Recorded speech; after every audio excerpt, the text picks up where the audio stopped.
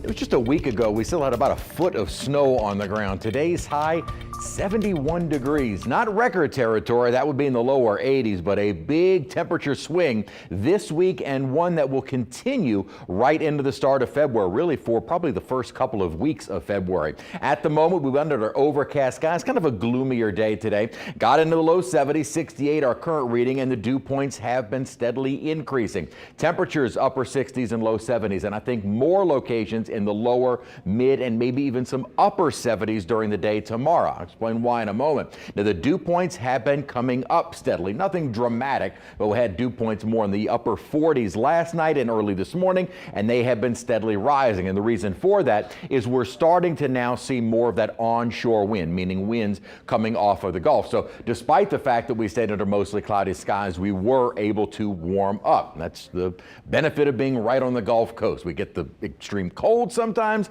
and then we can quickly see a rebound. Our next weather maker is this big upper low moving south of the Four Corners. This upper feature is already developing some rainfall out in Texas, so we're now getting a better idea of when that rain should arrive, and it should be more early morning on Friday, probably wrapping up right around or just after the morning commute, so 8, 9 o'clock, and then the rest of the day dry. That feature moves on. No real cold air with it, a little bit of a cool down certainly for the weekend, but also a lot of sunshine. However, little high cloudiness may still be with us as we're going to see this kind of leftover upper low sit over Mexico. As this starts moving into the Gulf, it will then start increasing our cloud cover early next week and also eventually bring us a chance for some spotty showers toward the middle of next week. So pattern has definitely changed with these disturbances coming from the Pacific, not Canada. So that cold Arctic air is not coming any farther south in the next several days, really going beyond the Super Bowl. So for the next week and a half,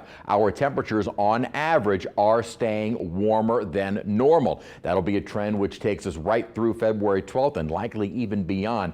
No real long-term switches in the upper pattern, though we usually do see kind of a change, but at least going into almost mid-February, it's going to be a warmer than average stretch. Now again, on the average, we'll see some ups and downs of temperature, so exactly what it will be like on the Super Bowl is still a little too far out. Here's that rainfall that is starting to get its organization together, so as that starts to approach, we do have a far better idea of the timing of the rainfall. We'll get into the warm air sector early tomorrow. This is what will really allow temperatures widespread to get into the 70s. That is ahead of the front. Rainfall arrives starting probably early on Friday morning, maybe a couple hours after midnight, with us through the early pre-dawn hours, and then, like I said, probably wrapping up just around daybreak, or not, excuse me, just around the morning drive. So most of our rainfall should be early in the morning. Front will be kind of lagging behind, not moving through a little later in the day, and then we start to see more sunshine and cooler temperatures. As we head into Friday morning, they have had a shift a bit more to the east